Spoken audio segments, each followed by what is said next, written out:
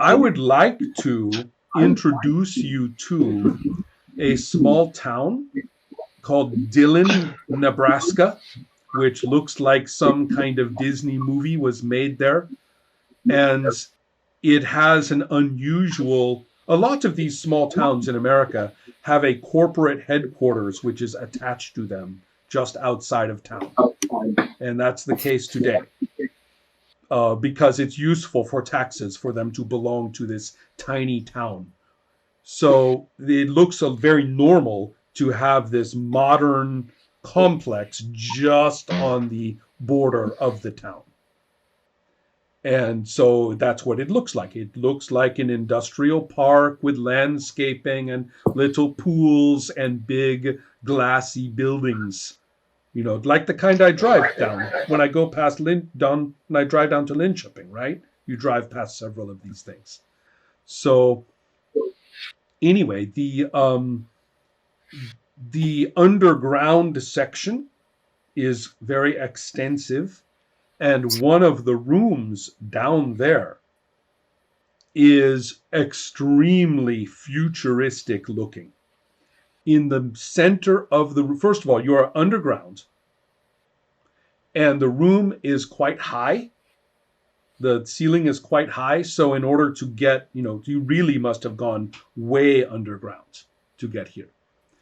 And in this room, which is not big enough for an airplane, but it is definitely big enough for a bus. In the middle of the room, the center of the room, going from the floor and extending all the way up to the ceiling, is a strange device. It is made of sections of old metal. And it is,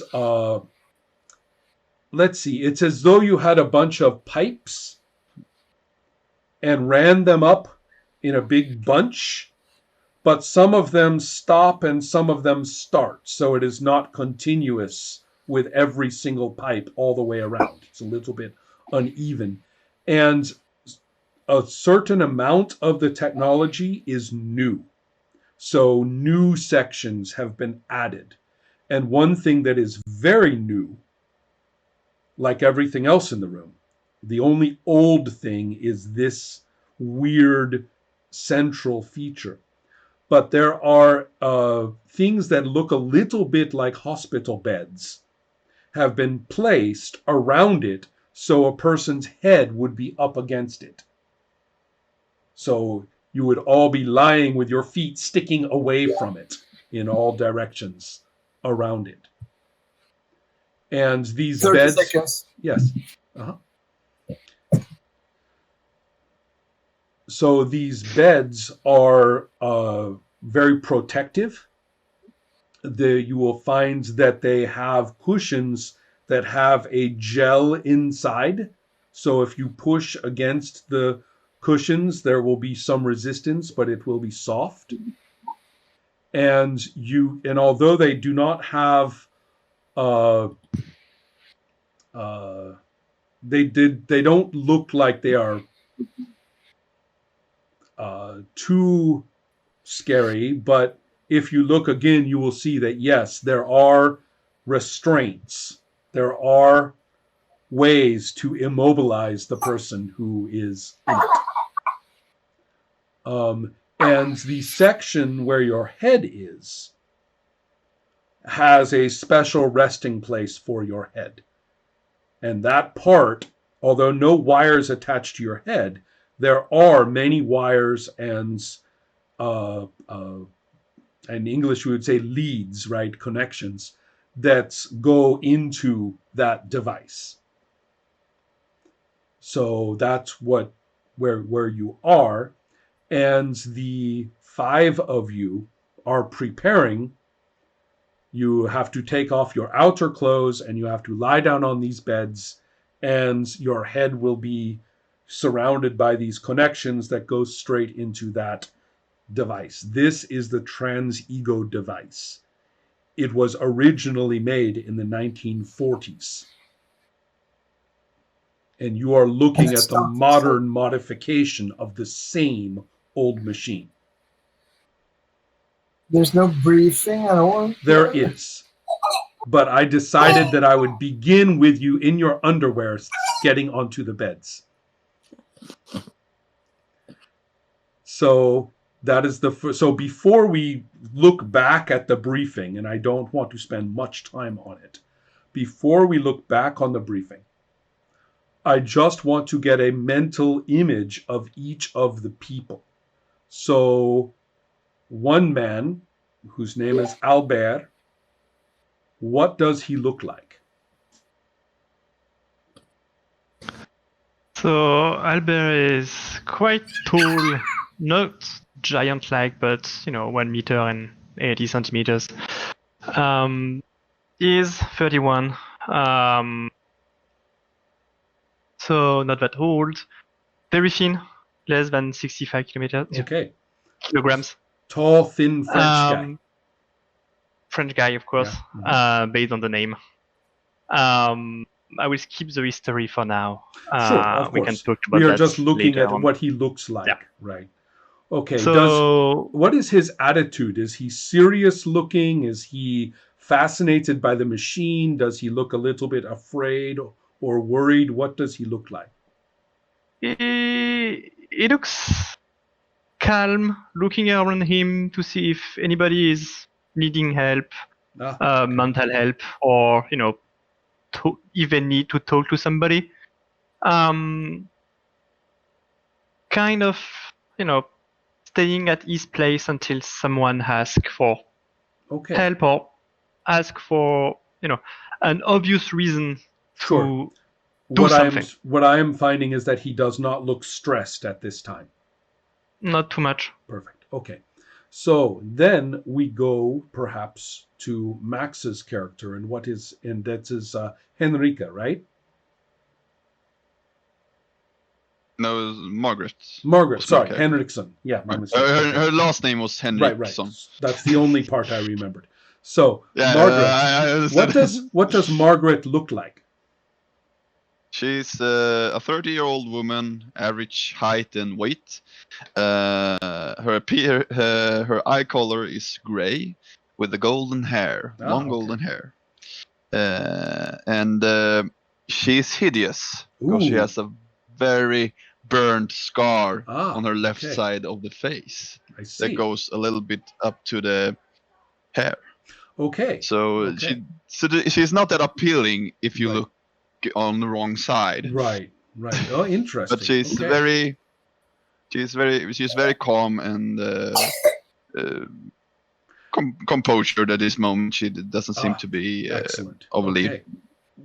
Everyone will notice that the clothes that Margaret takes off are the IC's staff uniform. So clearly this person works there. Okay. Now you will have met each other already, but I just want to give the visual image now. Claire. What does Claire look like? Short. Little bit on the heavy side, but it looks more like muscle for the most part. Mm-hmm. Not so much fat. Short, blonde hair. Mm-hmm. Obviously colored. Probably not very professional. Yeah, kind of punky looking as far as the color is concerned. Light brown eyes and not exactly amused about the whole endeavor, maybe would be the right way to put it. Mm-hmm. Skeptical. Mm-hmm. Does she have any sorts of looks toward the other people, like a teammate or any kind of friendliness?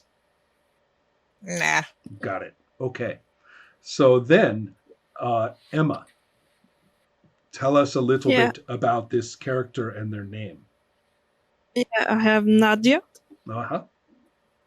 And she is tall and thin. Mm-hmm. And she looks like everyday people. Nothing special. Ah, I see. Okay. Mm-hmm. But she has white hair, but she's 38, so... I see. Okay, so her hair is prematurely white. Okay. Yeah. Yeah, excellent. And tell me a little bit about her attitude that a casual person could see how she is doing this.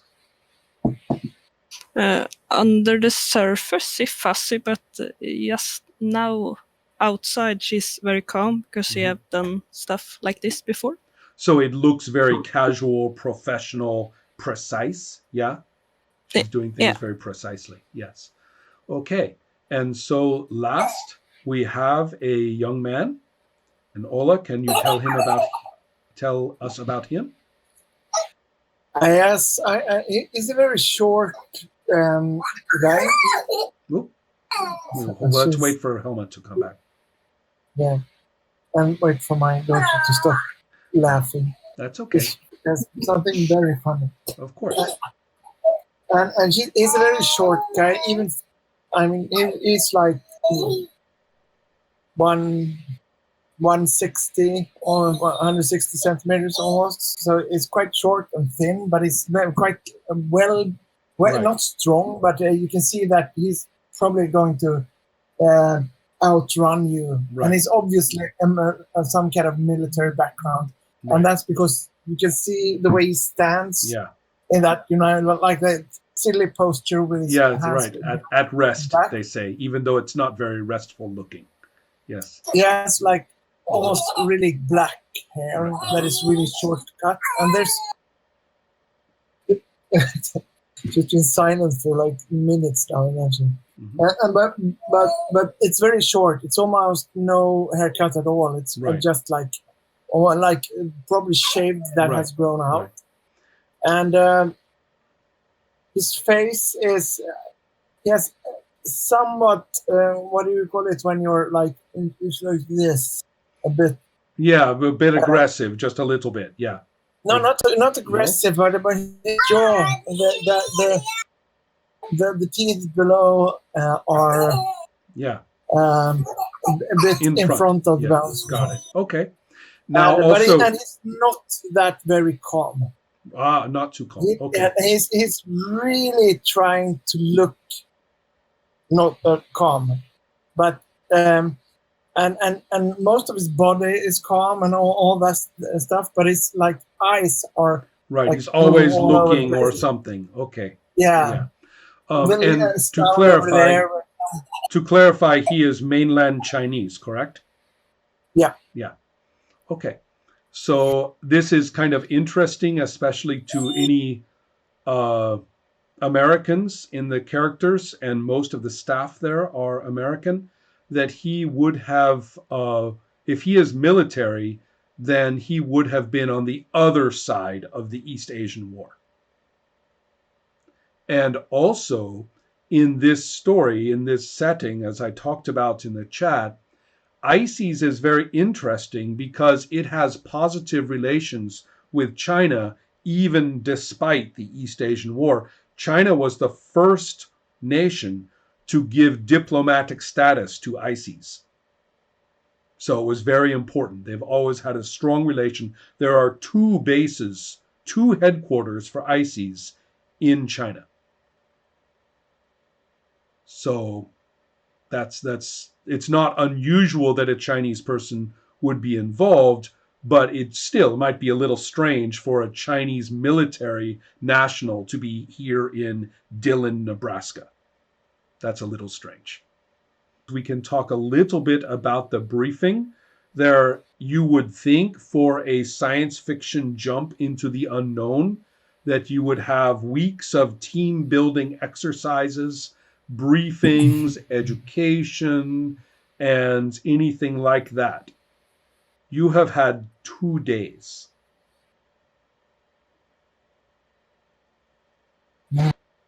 And so Albert in particular, as a psychologist, if this is supposed to be a team, they have not even begun the necessary team building exercises or the necessary sharing of things or training projects that would build knowledge of each other. Nothing.